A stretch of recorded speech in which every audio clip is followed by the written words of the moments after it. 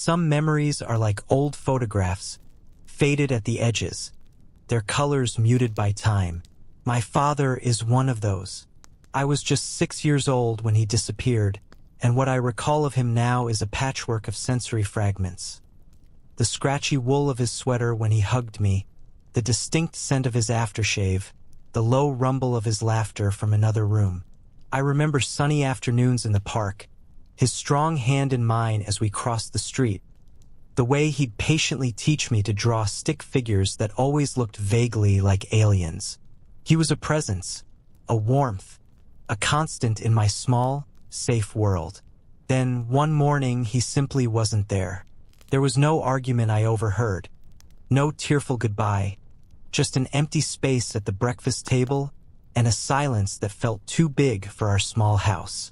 My mother's face, tight with a grief I couldn't yet comprehend, is a clearer memory than anything else from that day. Relatives came and went, their voices hushed, their glances sorrowful. They'd whisper things about getting away, starting fresh, or owing someone. But none of it made sense to my 6-year-old mind. All I knew was that my protector, my hero, had vanished. The man who read me bedtime stories was gone, replaced by a gaping void that hummed with unanswered questions. It wasn't just him who disappeared. A part of my childhood, and the innocence that came with it, went with him. Our lives, once seemingly stable, became a shaky tightrope walk, held together by my mother's sheer will and a pervasive, unspoken sorrow. As the years unfolded, the simple confusion of a 6-year-old slowly morphed into a more complex tapestry of emotions. Childhood curiosity gave way to the nagging persistence of unanswered questions. Every school play, every father-daughter dance, every casual mention of a dad by a friend became a sharp reminder of his absence. I'd spend hours staring at old, faded photos, trying to coax more memories from his smiling face, desperately searching for clues in his eyes. What had happened? Why did he leave? Did he ever think of me? My attempts to ask my mother about him were usually met with a tight-lipped silence, a sigh, or a swift change of subject. "He just left, honey. It's better not to talk about it." This wall of silence, intended to protect, only fueled my growing frustration.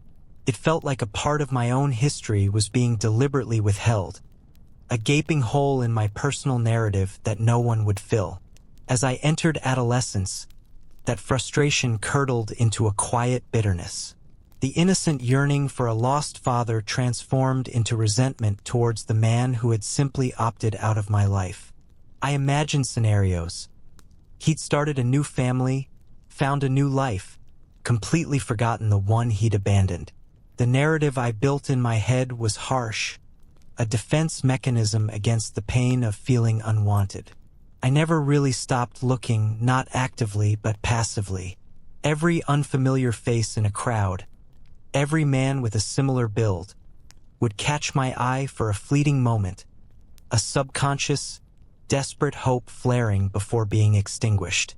The mystery of his disappearance wasn't just a fact of my past. It was a living, breathing weight on my shoulders, shaping my perceptions of trust, commitment, and what it meant to be left behind. It was a wound that, despite my best efforts, simply refused to fully heal, an ever-present echo in the quiet corners of my mind. Despite the lingering void, life, as it always does, continued. I grew up, navigated the awkwardness of adolescence, and eventually stepped into adulthood, building a life that, on the surface, seemed remarkably normal. I pursued my education, landed a stable job, and even managed to secure a comfortable apartment in the city. My days were filled with the usual rhythms of work, friendships, and the occasional weekend adventure. I dated, formed connections, and built a small but solid support system. To anyone looking in, I was a functional, independent individual, largely unaffected by the traumas of my early childhood. But beneath that veneer of normalcy, the hidden scar remained. It wasn't a gaping wound anymore, more like a dull, persistent ache, a quiet thrum beneath the surface of my everyday life. The absence of a father figure, especially one who had simply vanished, manifested in subtle ways. I found myself fiercely independent, almost to a fault, sometimes struggling to ask for help or truly lean on others. There was a deep-seated fear of abandonment, a subconscious expectation that anyone close could, at any moment, simply disappear. This made building genuine, trusting relationships a slow and cautious process. I'd observe potential partners or close friends, searching for any flicker of the same restless spirit I imagined my father possessed, a telltale sign that they too might one day walk out without a backward glance. The unanswered questions about his departure still haunted me, less as a burning need for resolution and more as a persistent background hum. It was a puzzle left unfinished, a story with a crucial chapter missing.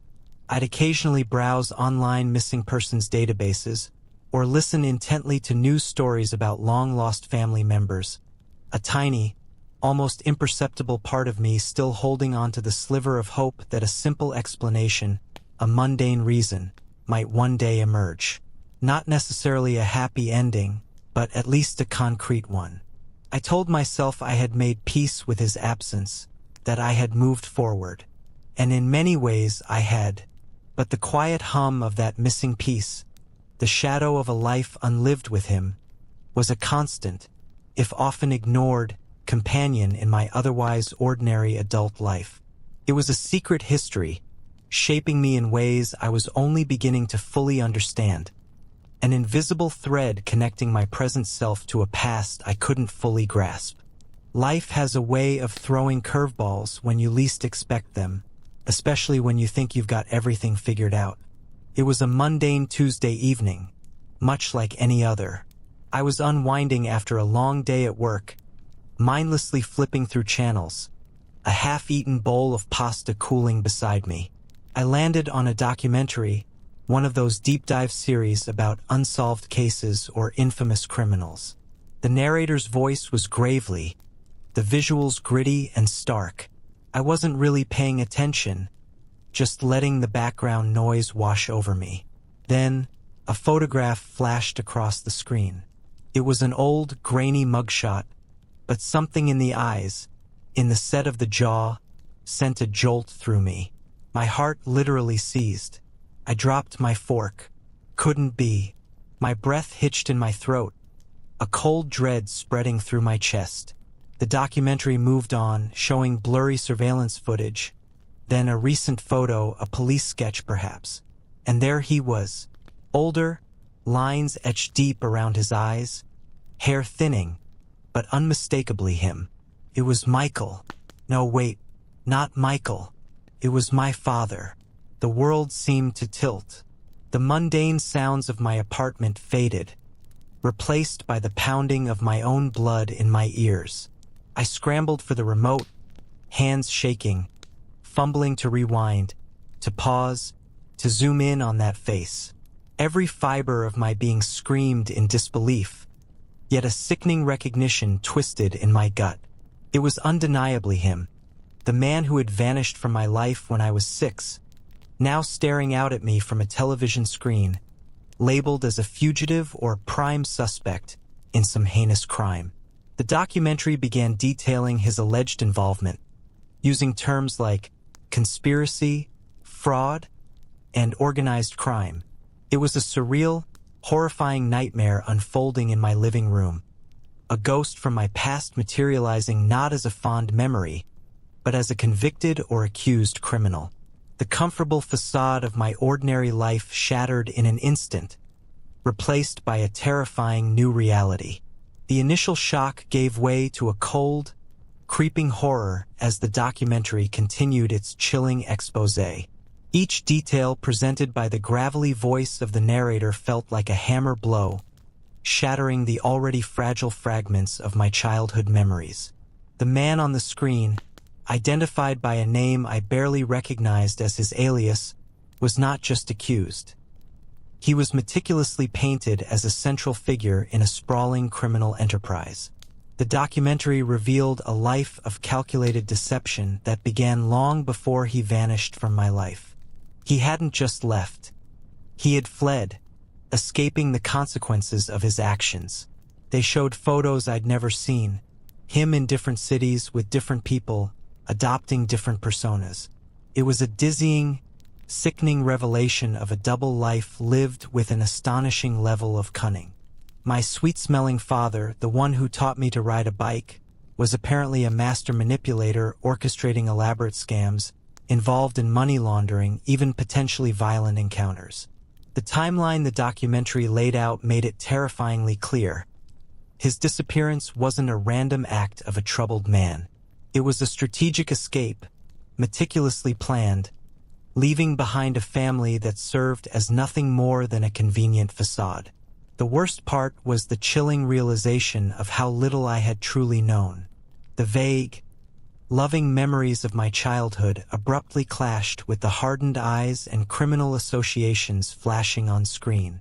Every tender moment I recalled, every shared laugh, was now tainted, viewed through the lens of his deception. Was it all a performance? Was I just a prop in his intricate hidden life? The betrayal wasn't just in his leaving. It was in the fundamental lie of who he was. I wasn't just a child abandoned. I was the daughter of a criminal, living a ghost life, unaware of the dangerous shadows that had likely always surrounded us. The man on the TV was a stranger, yet he was undeniably my father, and the truth of his existence felt like a gaping wound, far more painful than the mystery ever was.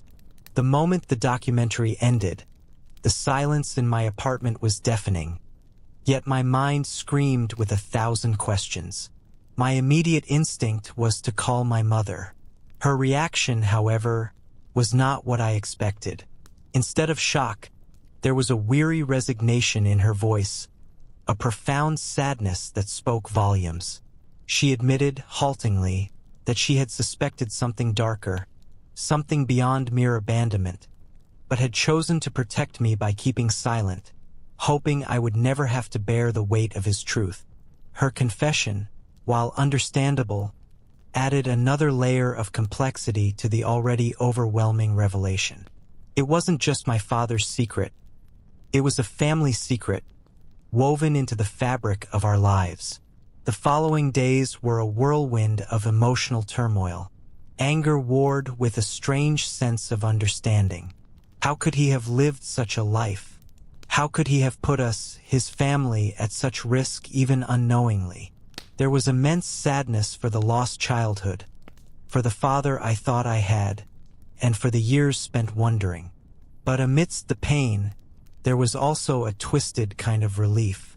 The mystery, the nagging why that had haunted me for so long, was finally answered. The void wasn't empty anymore. It was filled with a horrifying, undeniable truth. I felt a profound shift within myself. My identity, once vaguely shaped by an absent father, was now abruptly redefined by a criminal one. It was a heavy burden, a secret I now carried. The shame was palpable, a silent blush that spread across my skin even when I was alone. I worried about how this knowledge would affect my relationships, whether friends would look at me differently, or if any future partner could truly understand. The man I vaguely remembered from my innocent childhood was irrevocably replaced by the face on the screen, a chilling reminder of the hidden life that had always shadowed ours. The immediate shock eventually subsided, leaving behind a chilling void that demanded action, or at least a decision. My mind raced with possibilities. Should I try to find him? To confront him? To understand the gaping holes in the documentary's narrative? To hear his side of the story, however implausible it might be? A desperate part of me still yearned for a coherent explanation, for something that would make sense of the man I vaguely remembered versus the criminal on screen. I imagined contacting the authorities, piecing together fragments, perhaps even visiting him if he was imprisoned. The thought of that interaction, of facing the person who had defined so much of my unspoken sorrow, filled me with both dread and a strange, powerful curiosity. However, another, more rational voice emerged. What would I gain? More pain? More lies? The documentary had provided a version of the truth, albeit a harsh one. Digging deeper felt like plunging back into a darkness I had spent my entire adult life trying to escape. Would knowing the intricate details of his criminal exploits bring me peace, or simply burden me with more ugly realities? I considered the legal implications, the potential dangers, the sheer emotional toll of opening that Pandora's box. The man on TV was a stranger, a ghost from a life that wasn't mine anymore. Engaging with him, even through official channels, felt like inviting chaos back into the carefully constructed stability I had fought so hard to achieve. Ultimately, I chose not to pursue it. The decision was not easy, weighed heavily by years of unanswered questions. But the potential cost to my mental well-being, to the fragile peace I had built, seemed too high. The truth, as grim as it was finally out. That, in itself, was a form of closure. It wasn't the closure I dreamed of as a child, a loving reunion, a simple explanation. Instead, it was the cold, hard acceptance of a reality that was far more complex and painful than any childhood fantasy. I recognized that sometimes the answers we seek are not worth the cost of finding them, and that simply knowing the truth, however devastating, was enough to finally begin to truly move forward. The revelation of my father's true life was a profound, seismic shift in my personal landscape. It wasn't just a piece of missing information filled in. It was an entire reevaluation of my past, my identity, and the very concept of family. The vague, almost romanticized image of a mysteriously absent father was replaced by the stark, unsettling reality of a man deeply entangled in a criminal underworld. The weight of that truth settled heavily upon me, a silent burden I now carried. It wasn't the kind of secret you easily shared at dinner parties or in casual conversations. It became another hidden scar, deeper and more complex than the original wound of abandonment. In the immediate aftermath, I found myself replaying fragmented memories, trying to discern if there had been any signs, any subtle cues I'd missed as a child. Was his hurried departure truly about an urgent business trip? Or was it the first hurried step of a fugitive? The innocence of my early years felt retroactively tainted, the warmth of those few clear memories now tinged with the coldness of deceit. This wasn't the closure I had imagined, but it was closure nonetheless.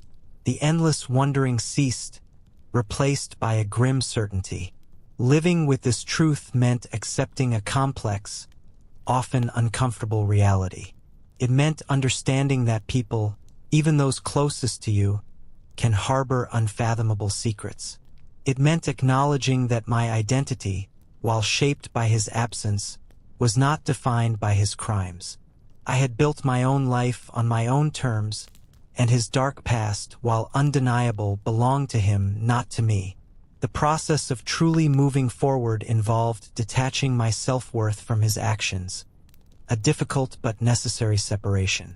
The revelation stripped away any lingering illusions, forcing me to confront a harsh reality, but ultimately, empowering me to fully embrace the life I had painstakingly built for myself, free from the haunting shadow of the unknown.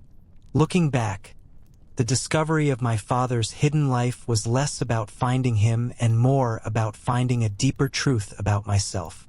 For years, I had lived with a nagging emptiness, a ghost of a question about his disappearance. The truth, when it finally arrived, was a harsh, shocking blow, far more brutal than any imagined scenario. It stripped away the last vestiges of a romanticized past, forcing me to confront a reality that was ugly and complex. It certainly wasn't the neat, tidy closure I might have once hoped for. But here's what I learned. Some truths come at a heavy price, but they also offer a profound kind of freedom. The unknown can be a heavier burden than the harshest reality. Once the truth was out, however devastating, I could finally stop wondering. I could stop carrying the silent weight of a mystery that wasn't mine to solve. I realized that while I couldn't choose my past or the actions of others, I could absolutely choose how I reacted to them. I could choose to let it define me as the daughter of a criminal, or I could choose to embrace the person I had become despite it. My journey taught me the immense power of personal agency. You are not bound by the shadows of your lineage or the disappointments of your past. You have the power to define your own story, to build your own life, separate from the choices that hurt you. The scar remains, a testament to what I've endured, but it no longer dictates my path. It's a reminder of resilience, of the quiet strength found in facing the hardest truths, and in choosing every single day to move forward into a future that is entirely, unequivocally, your own.